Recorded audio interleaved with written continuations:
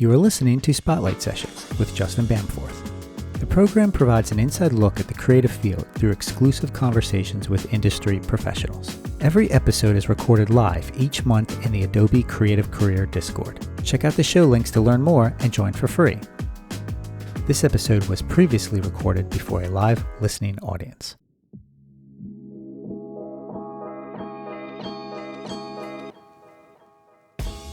Some of you may recognize my next guest who has done AMAs in the Discord server as well as panel discussions for Adobe Create Now at SCAD and Create It for Treats. That guest is Tara McCormack, a senior designer currently working with the FIFA World Cup 2026 team at On Location based in New York City. Tara has carved out a fascinating career at the intersection of sports, entertainment, and culture with experience spanning NBCUniversal, Peloton, the NFL, Malka, and the Philadelphia Flyers. But beyond her design work, Tara is also an amazing illustrator and serves as an official Adobe mentor, guiding designers from smaller or less traditional schools to find the same opportunities that help define her career. From navigating the industry during COVID, to stepping into leadership roles early on, to now shaping the creative presence of the biggest global sporting event in the world, Tara brings thoughtful insight, cultural perspective, and a genuine love for the craft, which is why I have her on the show tonight with us. Tara, it is an honor. Welcome to Spotlight Sessions. Thank you so much. I'm blown away by that introduction. I need to get you at the next event I'm at, please. That was amazing. Thank you so much. That was very kind. I'm excited. Let me ask you, Tara, what pulls you toward the sports industry? I mean, I've played sports my entire life, and I grew up very much in a sports family with one television household. So when my dad wanted to watch hockey every night, that's what we were forced to watch. And over time, you just get into the fandom and get into the culture of it. And I think it's just something I was raised around, and it's really fun to be on the other side now. I think fandom and community is super important. So I'm just excited to be a part of it. What's unique about designing for live sports compared to designing for, say, entertainment or tech? Live sports you have to be ready to make anything on the fly. When I was working at Malka Media, smaller creative agency based out of Jersey City and Santa Monica, they were the creative agency behind everything Showtime Boxing, which now is dissolved. But at the time, we were doing the weekly matches, and you'd never know. Maybe a fighter pulls out at Friday at 6 p.m. and the fight's supposed to be at 8. And then those are all of our graphics that need to be changed on the fly. So anything live, it's kind of like you don't clock out until the credits roll and the event's actually over, because you never know what's going to happen. Wow. So that is quite the fast-paced, stressful environment. Yeah, definitely. I mean, it keeps things interesting, though. It's definitely fun if you're mentally prepared for it. And if every day is not like that, hopefully. On that note, how do you stay focused in those stressful situations without going out of your mind when you're faced with a challenge like that? I think just going with your gut. It's kind of the type of situation where you can't double guess yourself. You have to trust your abilities as a designer and as a creative person, and trust that the people around you they have faith in you. They hired you for this role. So having faith in yourself and being confident in what you can produce, and kind of the fake it till you make it. Everybody says that, but it's true. I mean, that was definitely me in my first job out of school, 21, 22, and creating these live graphics. I was like, are you guys sure you trust me with these files right now? But yeah, I think just trusting yourself.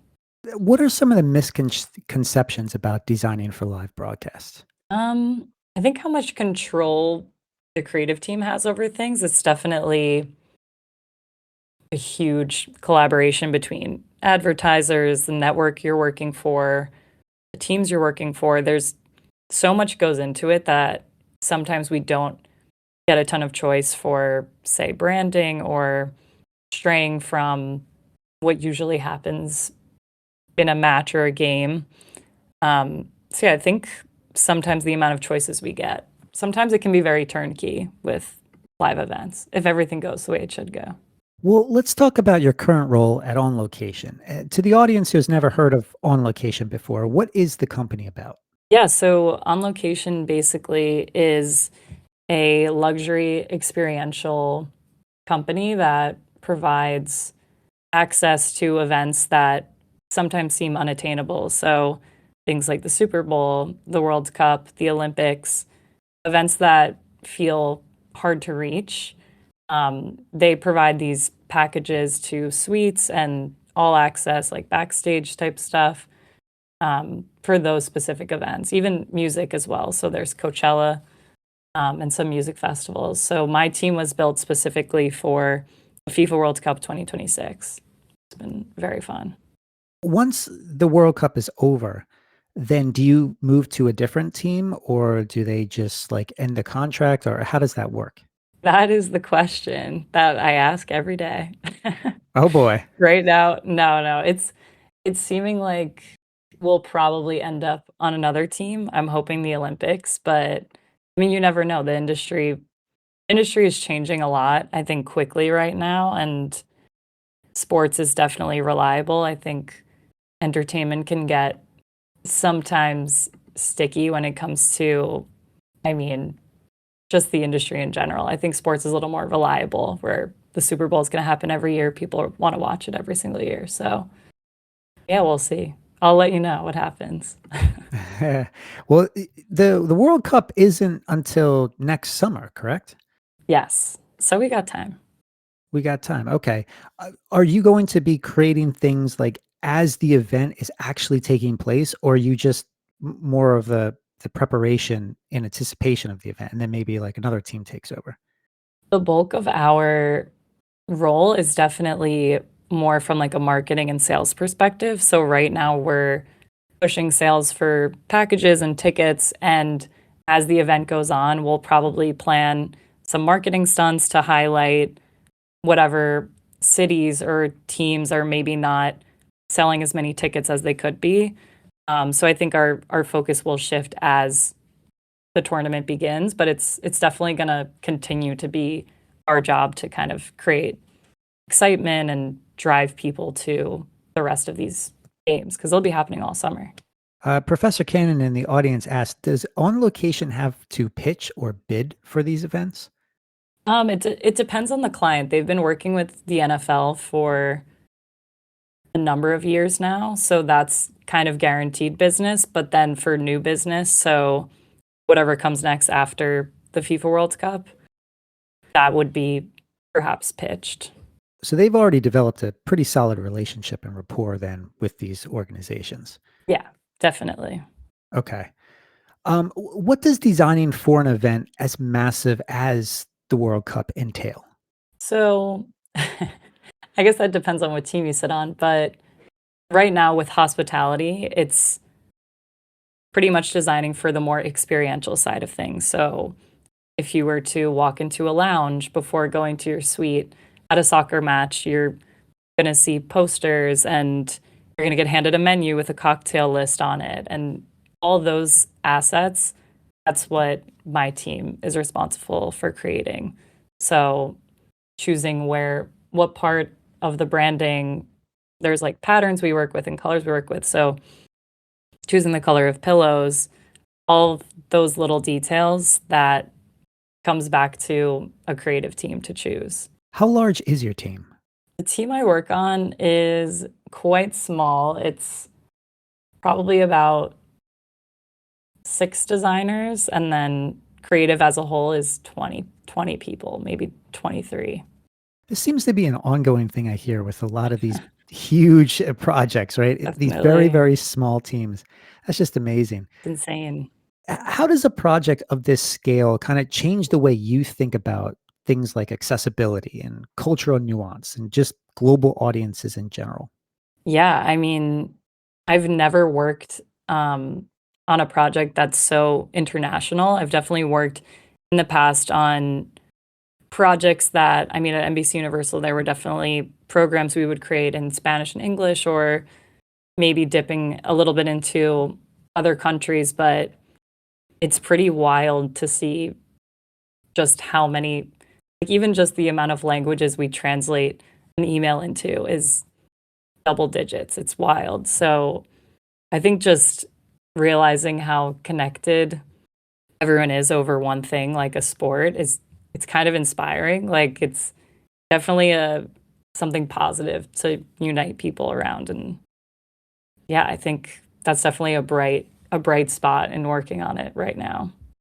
Yeah, it's pretty amazing the power of sports just to bring us all together, in spite of all of our differences. Yeah.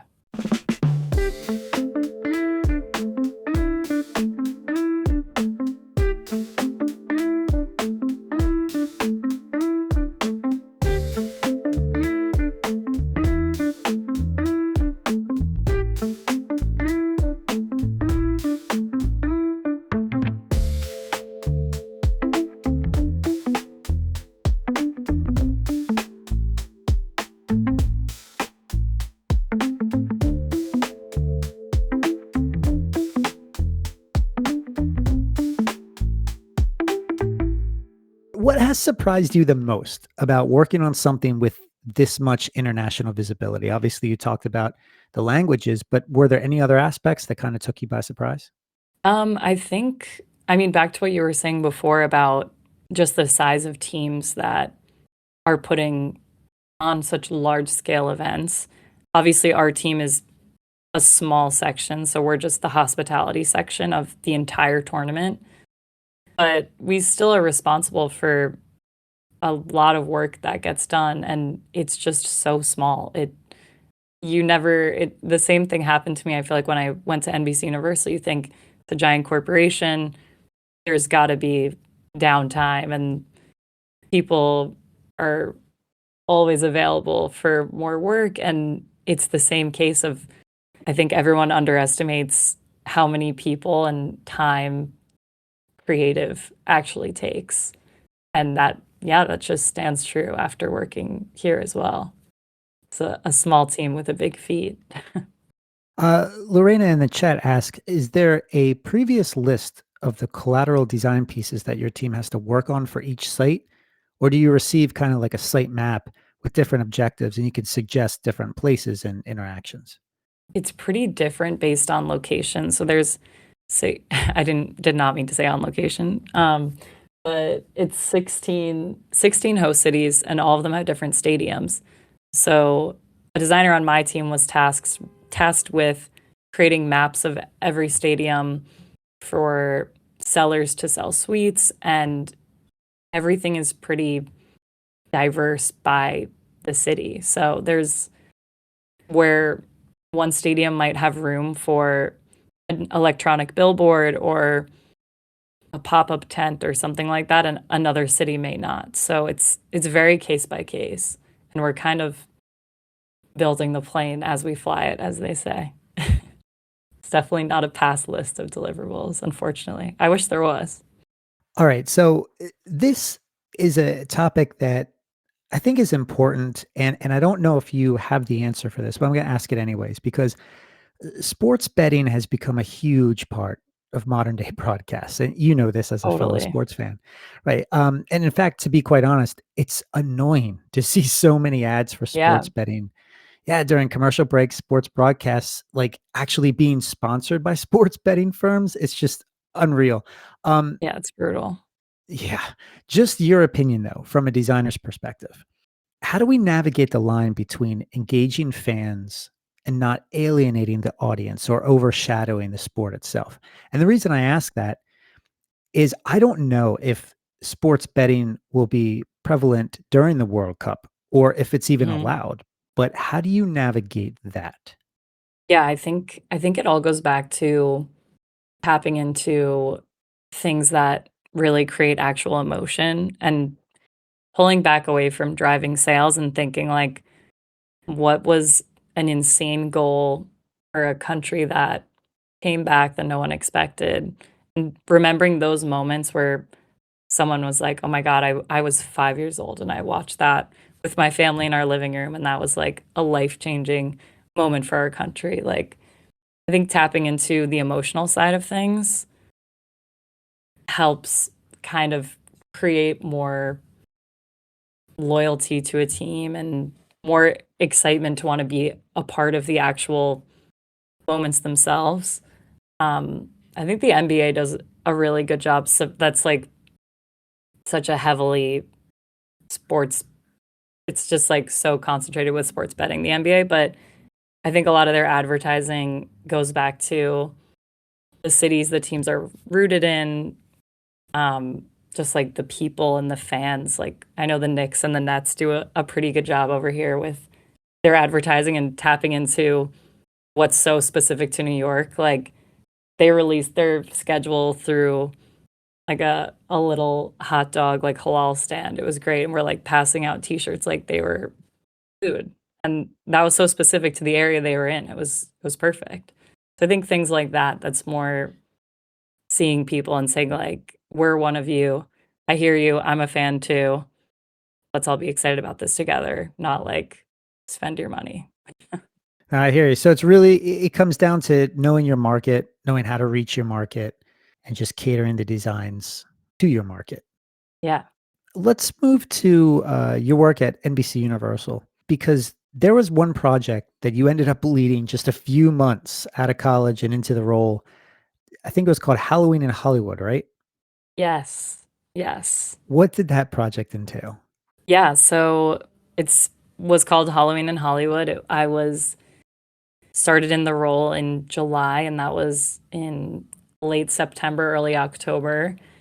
And our one creative director was on maternity leave. The other one went out of office. So it was kind of just me and another designer who hadn't been there very long. And at the beginning of the week, they were pitching a Halloween special to promote Jamie Lee Curtis's last Halloween movie, Halloween Ends.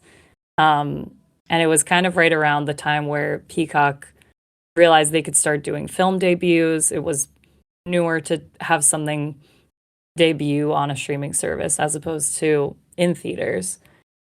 Um, and the week prior, they were pitching the idea for a special to see if it could get sold through. And it didn't look like it would. So everyone was kind of like, okay, we'll have a nice, relaxing week, whatever. And then it went through, and all of a sudden, my coworker is working on something else. I'm tasked with creating 3 logos by Wednesday for a primetime special.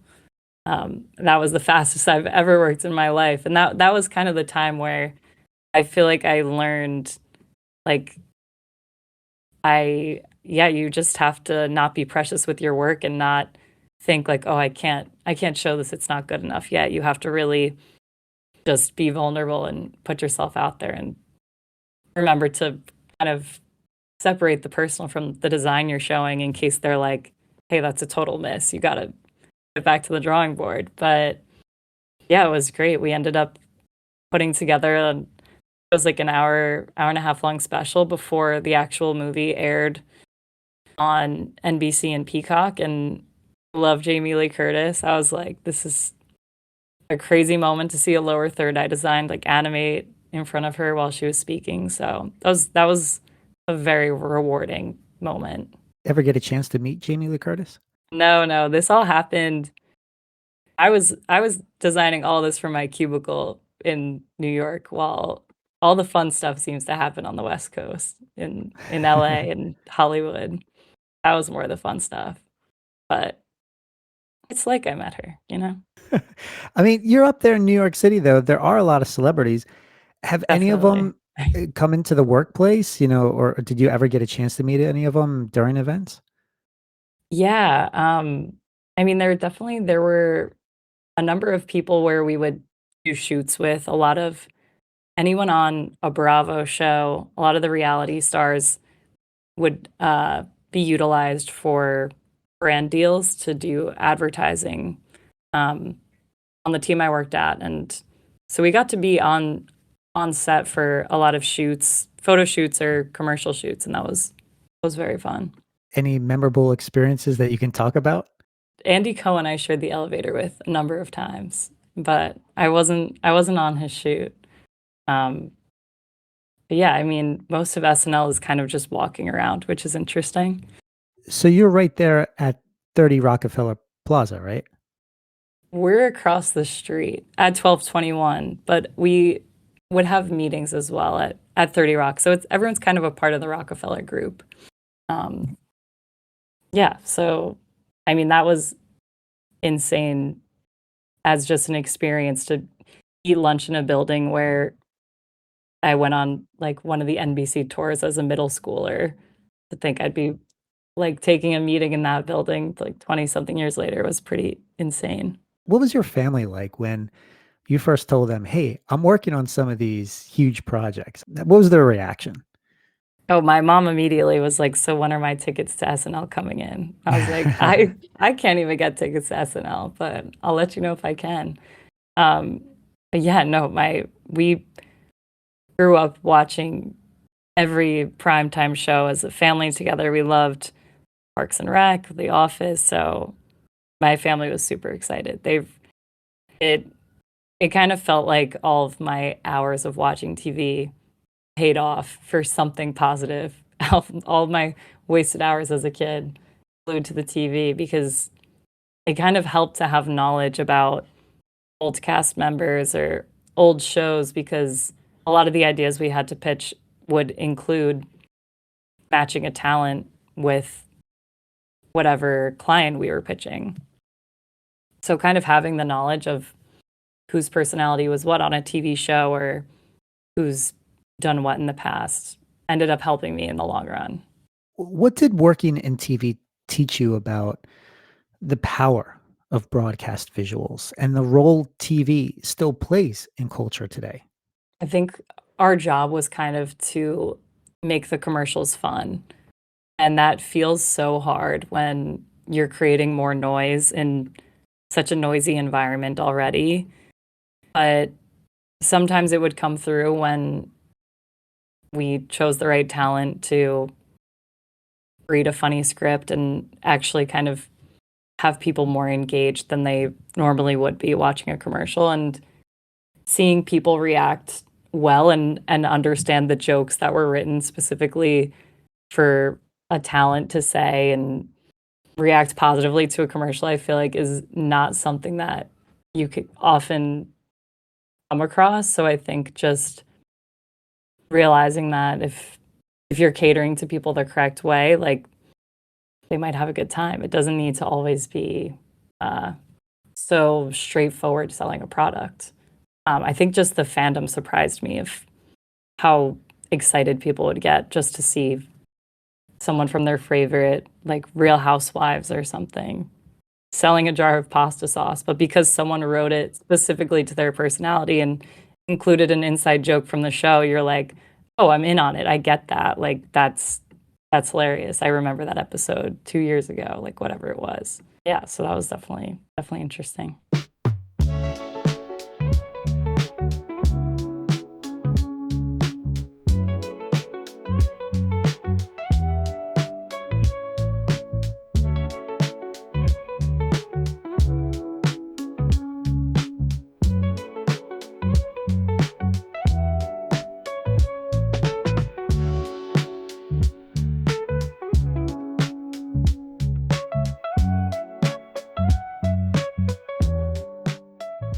Talk to me about this Tuesday Breakfast Club. Yes, my this is one of my favorite designs that I've gotten to create. And it was so internal facing. It was so small. It was literally an initiative where we would get bagels on Tuesday to boost morale in the office, but they wanted to make some branding for it to make sure everyone knew where to get them and create some signage. And I created a series of logos and the for once in my life the my favorite one got chosen, which is like a cute little illustration of a sun kind of basking in its own warmth and like a nice throwback type of patch feel of Tuesday Breakfast Club. And it just says NBCU ad sales at the bottom of it. You can see it on my website if you want the visual. But yeah, it was just one of those moments where I got to work so closely with the animator on it. And it was when we had free time. So he was like, oh, I have all these ideas for animation. We can make one sneezing for the spring and one shivering for the fall, like all these character animations that's like my dream. I was like, oh, this is amazing. A little cartoon I drew turned and came to life. So it was more of just a fun reward. All right, let's talk about your love of music because you are a big music fan, correct? Yes, definitely. How did that influence your path into graphic design? I kind of found out what graphic design was in high school, literally just taking the PSATs and looking at a list of career choices you could have. And the words graphic and design jumped out to me. I was like, oh, that kind of sounds like something that I'd be good at. I've always been into illustration and anything visual. And I think what clicked for me was thinking about having CDs and the booklet that pops out of it and having a band poster and realizing, oh, somebody actually had to design all of this and create it. It's not the musicians doing it, like somebody else's job is to do all that. And that kind of sparked the excitement for me that that's what I want to do is create some type of visual language for something that's not visual. Lorena in the chat from Brazil is asking, what type of music do you like to listen to? I'm a little all over the place, but I would say my tops are definitely alternative rock, R&B. I do love jazz, but it has its time and place. But definitely alt rock and R&B are my top. I'm right there with you with the jazz music. That's actually my go-to genre. And there is a radio station down here. You might be able to pick it up online. It's called WRTI. It is yeah, in the evening they play jazz. It's based out of Temple University. It is fantastic. Oh, that's why it's great. It's because it's a student-run organization. I feel like that's the best stuff. Jazz is one of the most dynamic genres. I love it. We could talk about jazz all day long, but this is a creativity podcast. We will stay on task here. Um, but related to music, when you were looking at some of those musical creations and the album artwork and the posters, what were some of those memorable visual identities or artworks that really kind of shaped your early sense of what you could do in design?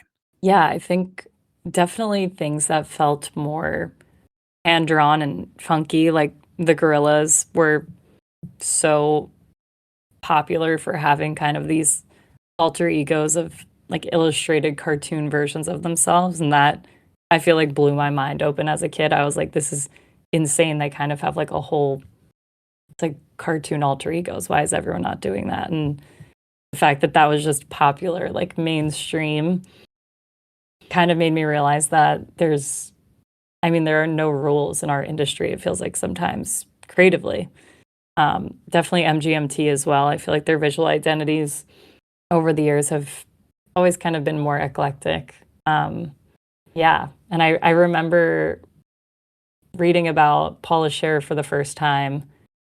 I knew her as a designer. I mean, everybody knows like her story and she's like one of the most famous women designers and also just designers in general. But learning that she hand drew the cover of for an album for Boston was insane, where it's like an upside down guitar as a UFO. And I just remember thinking like, wait, she did that album? Like this person who I thought was so buttoned up and professional also has all this crazy stuff under her belts that definitely changed my perspective of what my career could look like one day.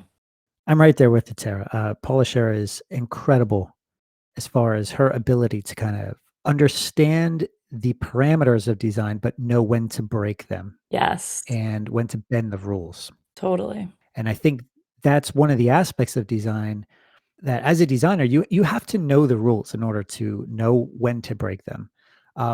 When you're experimenting, Tara, like let's say you have a very bold idea or an experimental idea. How do you pitch that to your higher ups and try to get them on board? Like, because naturally there's going to be resistance to anything that is so new, but how do you tackle it? Yeah, always. Um, Typically, I think creating an idea We say like wild and mild usually with presentations where show the mild version, but then also show the wild version where you're following the brand guidelines. You're saying, hey, we could do it this way, and this is solving all of your problems, and it's on brand and looks good. It also looks like everything else you've done. This is the more exciting option that sure, maybe it's pushing things here and there, but it's different, it's exciting, and obviously backing it up with strategy is always important, saying like in the industry, this visual element, oh, adding like a grain texture, whatever it is, super popular right now. This could gain more traction, be more appealing to the audience you're trying to hit. So I think knowing how to sell it with strategy and but also reassuring them that nothing's wrong with their brand. It's like a little dance of not wanting to push it too far. I think that's like so much of design is knowing how to present an idea in a friendly manner. That's like you could do the fun thing if you want. So this question comes from Eduardo, who is also from Brazil. It seems like we have a lot of Brazilian listeners during the live broadcast, which is fantastic. This is an international show. So, but Eduardo has a very deep question. Since design is, part of his job, it's become much harder to do things for fun. And he doesn't have that same excitement he had or he once had as a teenager, opening software, trying new things. These days, he's more of a mid level designer. But do you have any tips on how to get that feeling back, that enjoyment, right? That joy of design, of creating, and breaking out of the stagnation he's experiencing? Yeah, I think everyone's been there. Oh my God, so many times. I've wanted to have a side project for design, and then you get home after a long day of work and you're like, the last thing I want to do is open my laptop back up and click that Photoshop button. But I think incorporating the sense of design into a different hobby, like for me, I've been collaging a lot, which is really fun and off a screen and just feels like layout design, but in a different way where you can flip through art books, photography books, kind of all the same actions you would do brainstorming for a project, like looking through Behance, looking through Pinterest, but doing it kind of tactilely and in person. That's helped me over the years is just kind of breaking away from it. And then maybe you create something on paper that inspires you to scan it in and use it for a digital design. I think like not bounding yourself to your laptop and reminding yourself that you go shoot some photography on your phone and edit a picture you just took. Like do something that's out of your wheelhouse and it might surprise you. And I guess a follow up question from Lorena here again, who asks, do you feel the need to change the type of work that you do from time to time? I know you just kind of answered that in a way, but like you're working for months on corporate serious design for sports. Yeah. She asked, do you search fun and illustration work to counterbalance, or is there another way to go about that? Yeah, I mean, I feel like everyone, well, not everyone. I won't speak for everyone. I'll just speak for myself. I feel like I do start to feel the rut a bit, and I've never really been an in-house designer. Like even at NBCU, I was on the ad sales team, so we were working with different clients every week and creating unique advertisements using their branding more than our own branding. So this is kind of the first role I've been in that's really working with the same branding. And it depends on the day. It's like a love-hate relationship where some days I know it like the back of my hand and I'm like, wow, this is amazing that I don't need to burn so much oil ideating a new layout when I've created a bunch that I love. So good to go. And then there's other days where you look at the same color palette and you're like, there's nothing left to do here. I've used them all.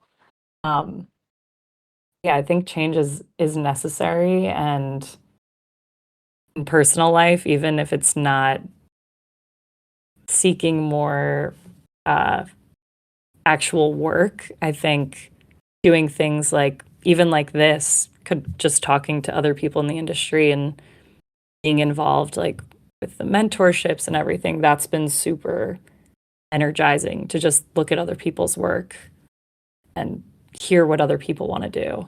That's been helping as well.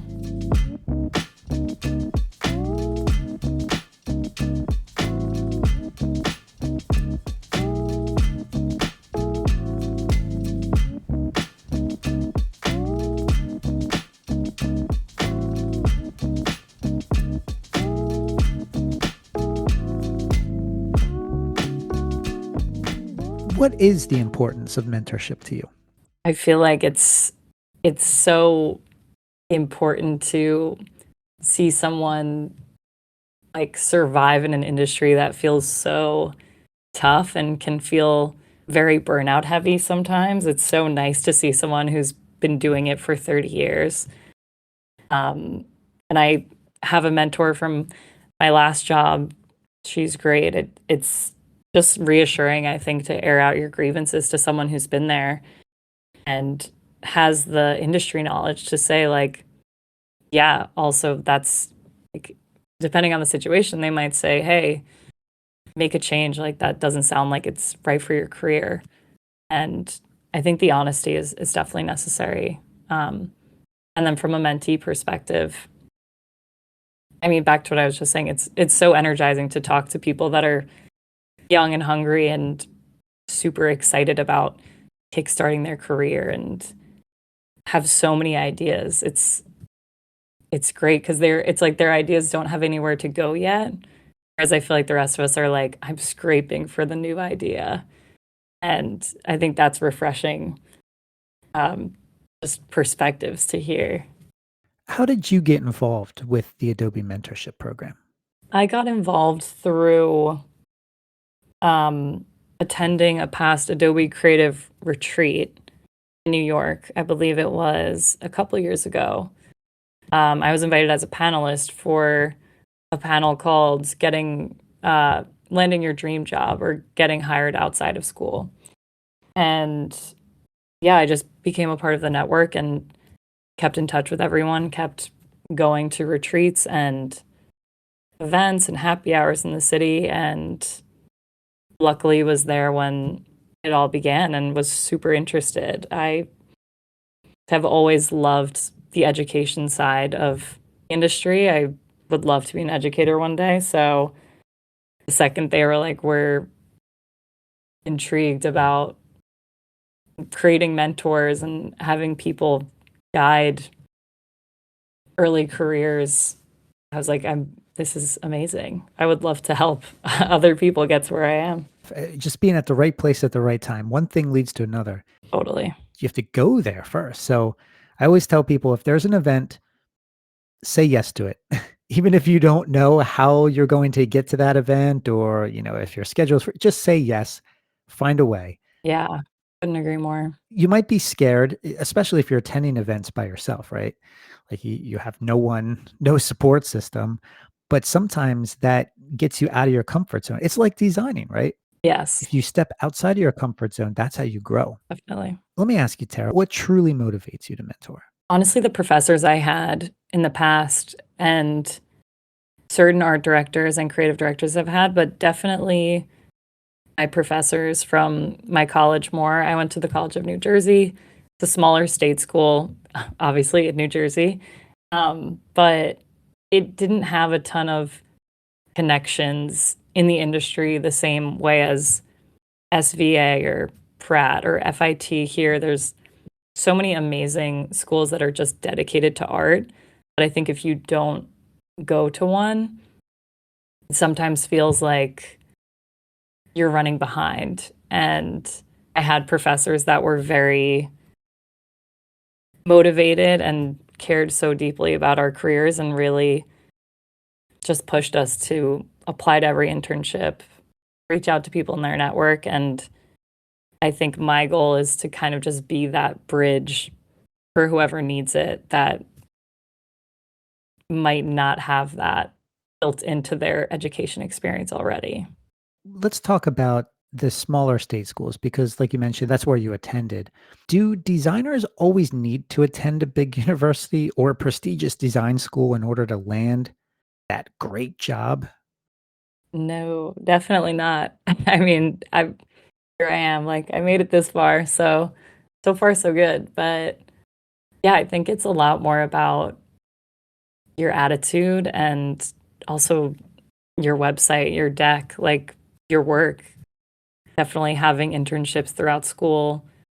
I feel like that made me kind of more ahead in some sense. I just decided to apply to jobs summer going into my junior year and landed an internship and worked internships throughout most of my college. So I think having just actual experience, no matter where it is, 'cause these were like no name little, like tiny places that eventually got me to places that had bigger names. So I think just any experience in general helps.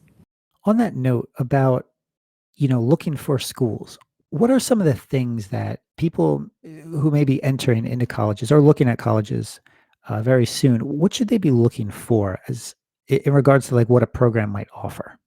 Yeah, I think definitely checking out the tracks of whatever art school, even if it's not a like I went to a liberal arts college, so the different tracks involved in the art school were animation, photography, interactive multimedia, graphic design, fine art, like all those topics. It's fun to have the choice to change your mind if you're halfway through college and you realize you might want to switch to something else. So I think viewing the art school as a whole and not just focusing on the thing you think you're going to end up doing. Because I had a ton of friends switch from fine art or graphic design to art education.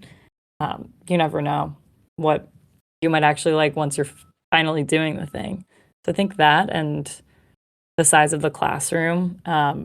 My classes were usually 9 to 13 people. It was super small, but that meant we all were super involved in each other's projects. We all worked together constantly in the art building. Our professors all knew us by name and were super involved, and I loved that. Other people might want a bigger classroom and more, more of like a lecture style, but I found the smaller one to be great. So just taking those things into consideration.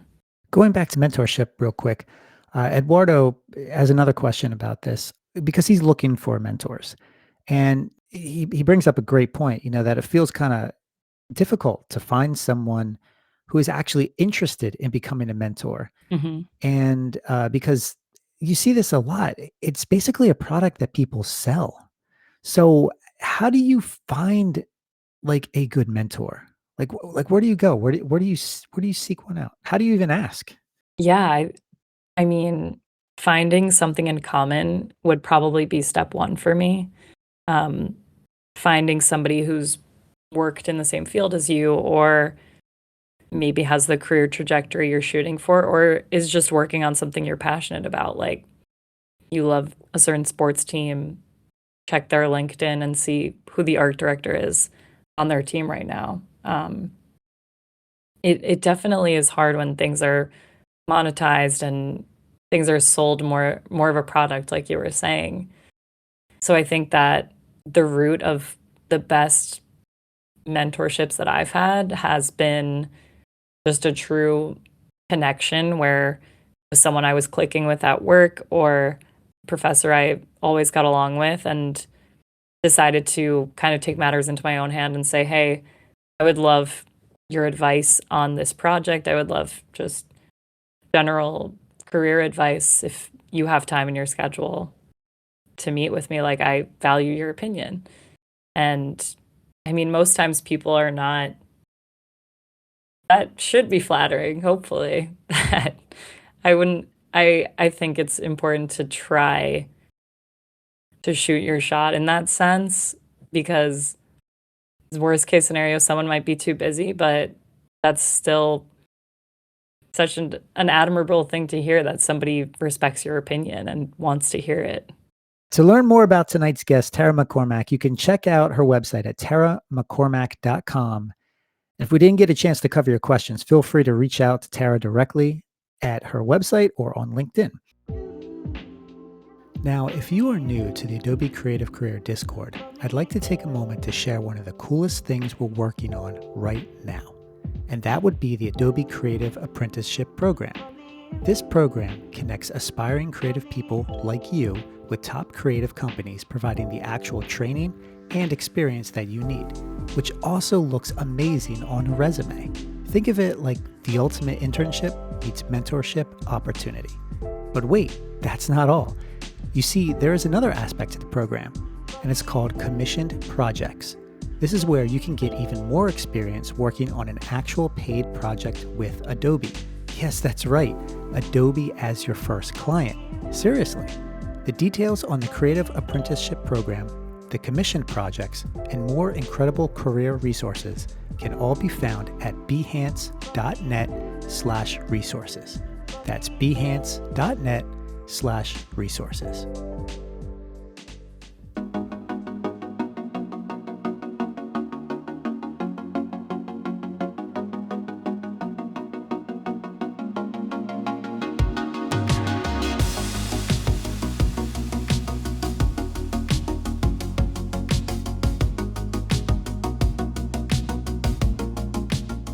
You started up an internship with the Philadelphia Flyers. And shout out to your dad, who is a huge hockey fan. But how did that shape your interest in sports design? What did you learn through that program?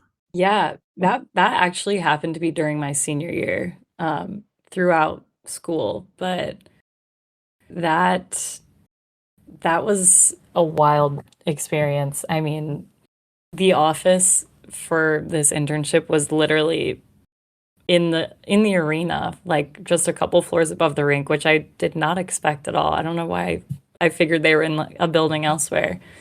But that was the first interview I ever had that was in person. That was super intimidating. And I mean, just having that experience for the first time and being a college kid feeling like you're playing dress up and having a boardroom of four people say, tell us about your resume and your portfolio was probably one of the scariest things I've still ever done to date. So just learning to be, yeah, prepared to talk on the spot.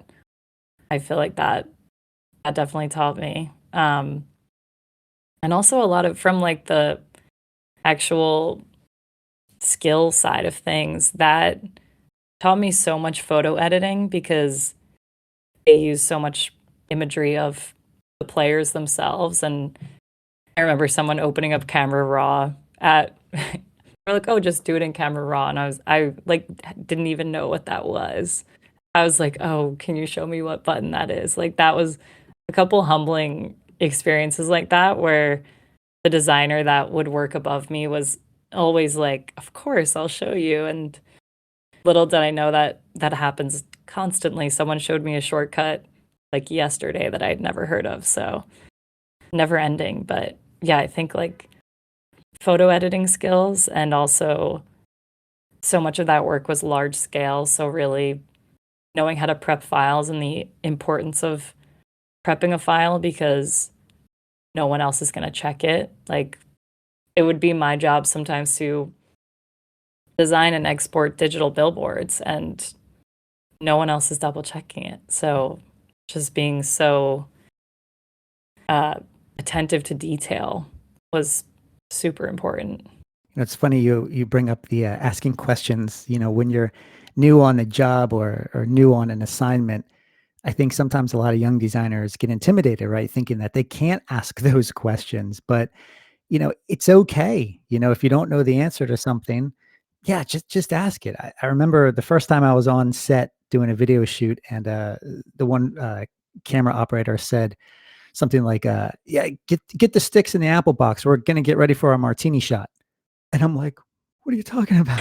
Like, I actually remember like nodding my head. I'm like, okay. And then I remember texting my Right. buddy and saying like, "Hey, what does this mean?" Because he worked in video. I'm like, "What does this mean?" And he goes, "Oh yeah, it's the tripod and the little box that the shorter Classic. talent can stand on. Yeah, and it's the last shot of the day." So it's interesting, but again, you have to ask those questions because Totally. there are no bad questions, right? Except the one that you don't ask. Definitely. Speaking of questions, as a mentor, what are some of the most common questions you get? I get a lot of what should my portfolio look like? Should I have photography on there if I'm a designer? And should I have fine art on there if I'm not a fine artist? Also, a lot of how to sell your work and uh, how to prepare for an interview. I feel like that's the biggest one is preparing for an interview. And I always say, know your portfolio front to back. If there's a project you don't like on it, karma will make it so that there's the one project that the interviewer will ask you about that you weren't expecting. And don't include anything you don't want to talk about. Also, being confident. I think confidence sells so much in our field, and a good idea sounds so much better when you're not downplaying something or pointing out, well, yeah, I know like that part of it looks really good, but I could have done better on like the shoot or that type could be different and it'll change the way someone else is perceiving your work and you might end up pointing out something they didn't even realize. So I always say don't be critical, confident and strong and just prepared in showing your own work. What's a piece of advice that you don't necessarily agree with? Something that young designers might hear a lot, but maybe something you think isn't entirely accurate advice. I think a lot of pressure is put on motion design. And I have schemed my way to get this far with no motion design skills. And that is like slightly a regret on my end, but also it's just not for me. And I've made it this far. So I think the advice of being a Swiss Army knife and thinking you need to be such a hybrid of these different skills, like the title of graphic designer has changed so much, I think, especially since I've graduated in the past 5 years. Um, you look at a job description on LinkedIn and it's for a mid-level designer and it's like coding, HTML, motion, like all these other elements that could be four different people working on the same project. And advice that I got about all of that was just find what you're good at and hone in on that. There's always more time to learn in the long run. So no pressure if you find what you're good at and it's not coding or web design or motion design, it's okay to pump the brakes. Yeah, I'm right there with you. I've tried to escape motion graphics design as best as I can. I've you probably relate to this, right? Uh, After Effects. That's all I'll say. Yes, it's terrifying. I'm jealous. I would love to be able to do it. And I still, one day I will. But I think I've pulled back on the pressure of feeling like I need to learn it immediately. Like, let me wait for one summer when I don't have a lot going on, then I'll learn After Effects. Yeah, and I guess that also comes down to enjoying the job, right? Like, let's be honest, we got into the Hmm. creative field because we enjoy it. We enjoy creating.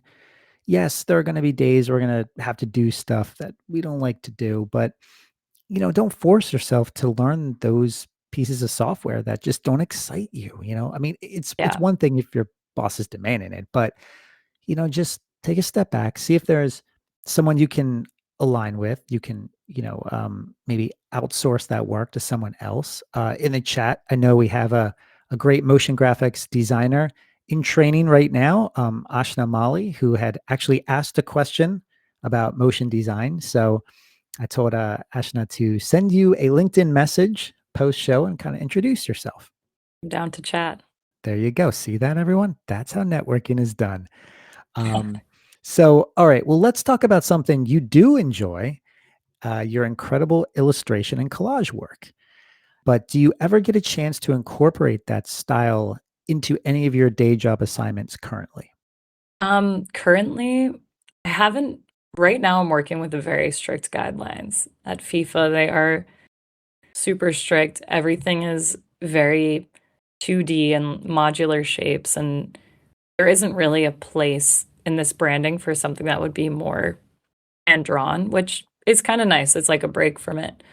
But in the past, I have definitely been able to sneak it into more client work. I think working in social media, sports social media specifically, has definitely allowed me to sneak in some hand drawn elements here and there. But for the most part, illustration is more something I do that's just for me and just something I've done my entire life and makes me happy. I just posted a link to your Instagram where you have a lot of this illustration work. It is absolutely incredible stuff. Where do you get your inspiration from?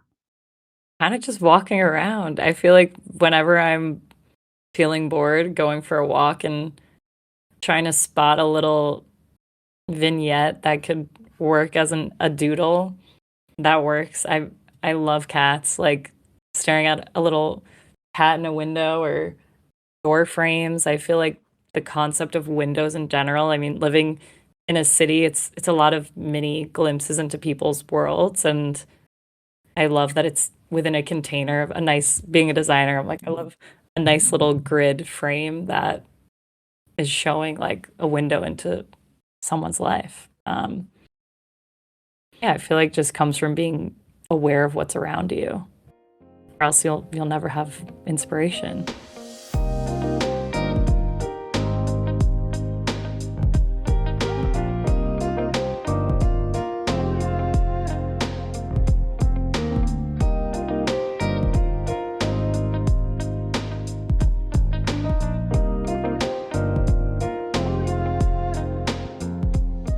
Yeah, you have this one piece on your Instagram.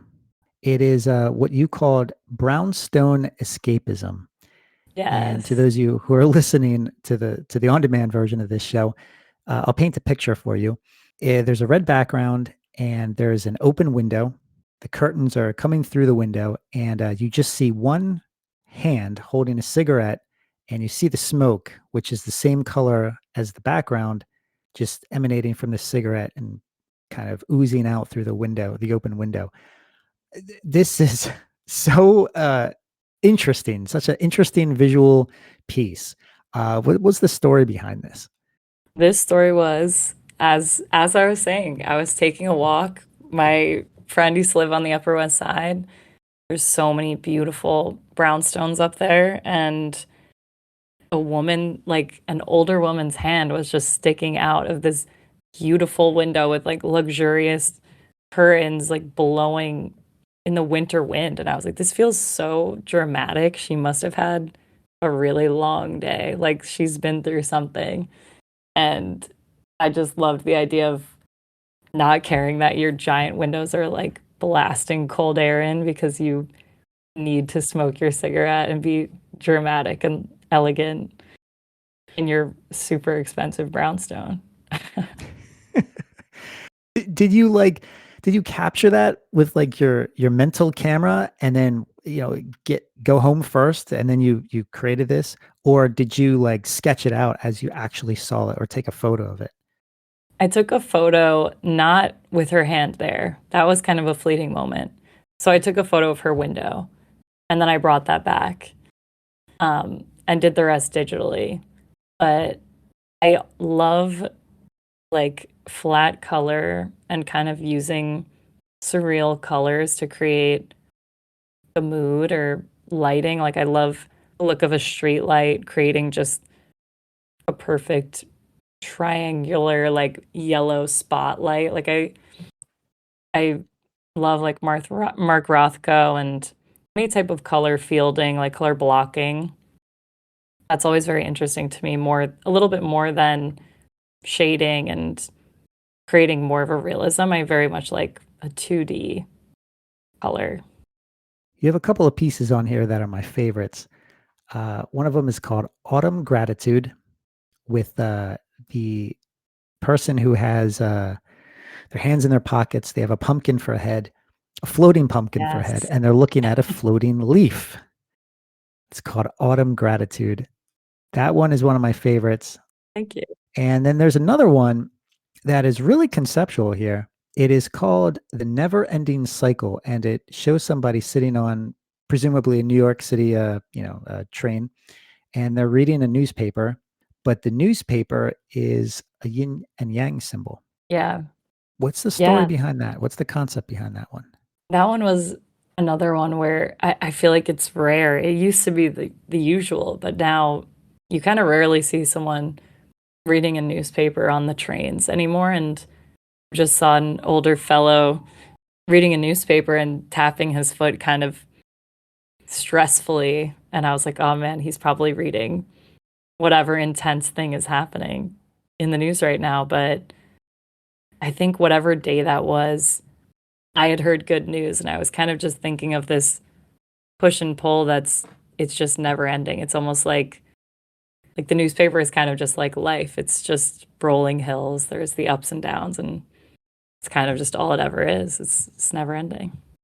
Do you publish these pieces at all or create No. merchandise or nothing?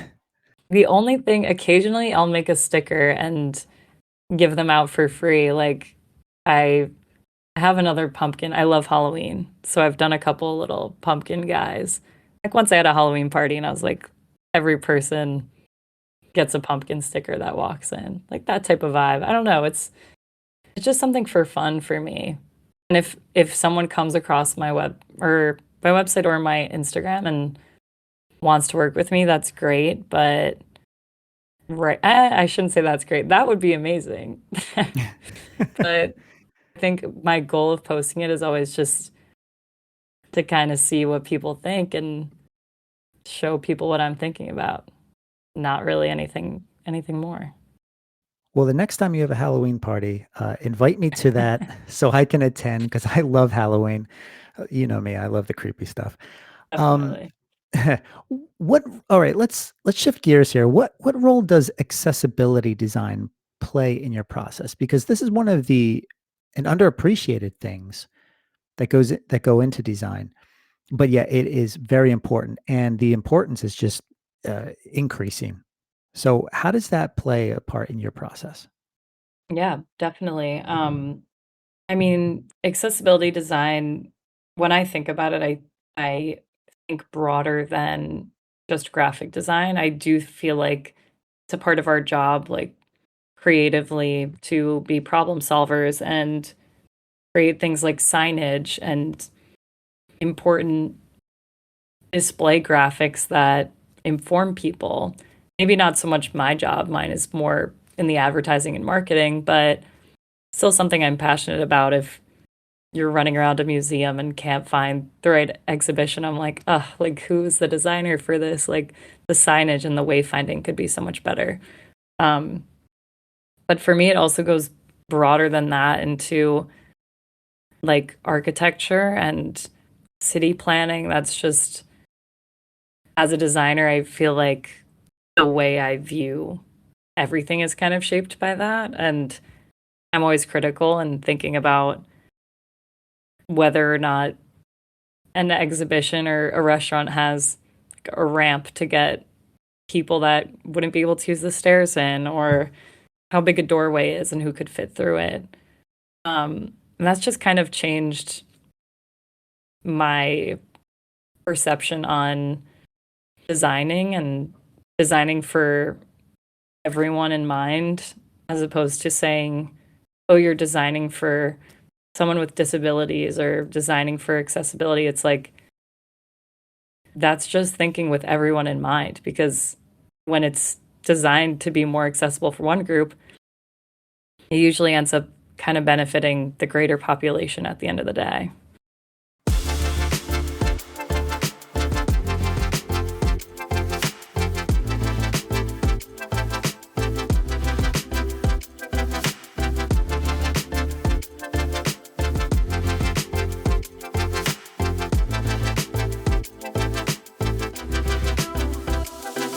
What was this Adweek article you contributed artwork to? That was super special because I've never done any type of article design before.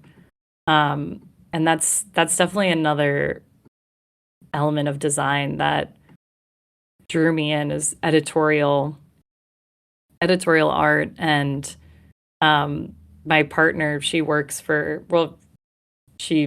a journalist. She used to work for Adweek, and they were writing an article for Pride Month about people coming out in the workplace, how it's kind of never ending, and how you can also use your identity as a professional advantage because you're kind of thinking already outside the box. That's already your lens, is not the mainstream.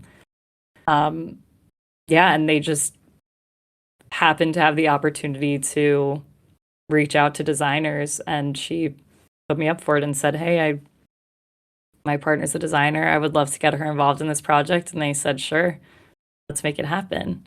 And I had one day to do it and was just given the logo. It's like you can see it on my website, but it's a little circular logo that says "Come out to work." And it's just an initiative about people discussing their like identity and queerness in the workplace. And yeah, it was really fun to be under the gun and kind of have to crank something out in just a day. I'd never really done anything like that before.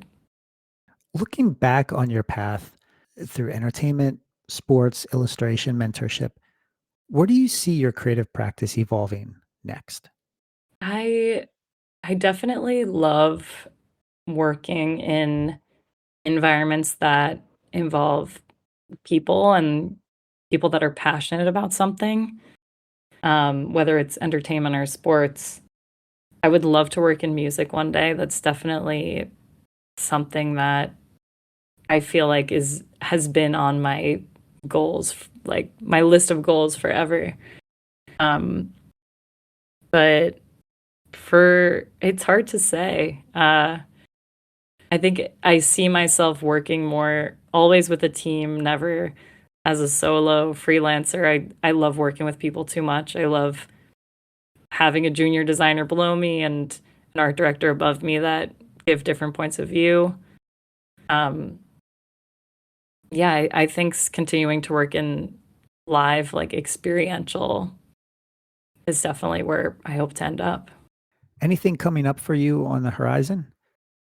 Um, I mean, just the FIFA World Cup Well, yeah. 2026. Tune in. But Always the greatest, largest sports event on the planet. But beyond that, what about anything else on the horizon for you? I mean, professionally, I think I am just in a point in my career where I would love to meet more people in the industry and hopefully continue to do things like this and speak at more events and meet new people that I can learn from. What's the best way for people to get in touch with you? Is it Instagram? Is it LinkedIn? Is it your website? What do you prefer? Definitely LinkedIn or my email address, which you can find on my website. There we go. I was about to say, be careful. Don't give it on the air here. It's because I don't want spammers and scammers to do it. Make them work a little bit. Couple Have them go to clicks. your website. Yeah, there you go.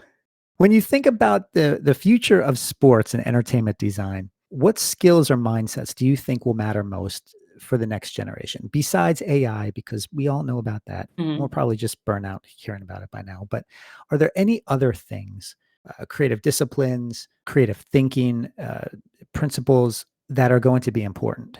Yeah, I think thinking beyond the game and more about all of these sports are kind of their own little cultural vacuums where to certain sports, certain aspects are so much more prevalent than others. And right now I feel like a lot of there's a lot of cross like functionality between fashion and sports and like jersey drops. Like soccer's huge for specific uh jerseys that are coming out. And I think being informed on what the audience's tendencies are like would give you an edge for the future. Yeah, just having knowledge about the culture. I guess that's a bit broad, but No, it's all great information, and I'm glad that you were here tonight to kind of give us a little bit of insight into your creative process, your creative world, and the creative industry as a whole. So that about wraps it, everybody, for this episode of Spotlight Sessions. Again, I just want to thank my guest, Tara McCormack, for joining us to discuss all of this. Be sure to connect with Tara on LinkedIn and visit her website at taramccormack.com. If you enjoyed this program, catch all the latest updates for the next Spotlight Sessions and all the exciting content we have here in the Adobe Creative Career Discord by following the upcoming events calendar at the top of the server so you can see what's coming next. I also want to thank my producer, Catherine Chu, Lisa Temple, live moderators Justin Roy and Elizabeth Mock, and the entire Adobe crew for sponsoring this program and helping to bring it alive. And thank you, Discord community, and everyone who tuned in to listen to me, your host, Justin Bamforth. You can always catch me on Discord, LinkedIn, or my website, justinbamforth.com. Until next time, everyone, take care. For more conversations with creative professionals, subscribe to the Spotlight Sessions podcast or check out the Adobe Creative Career Discord. Links are posted in the show notes.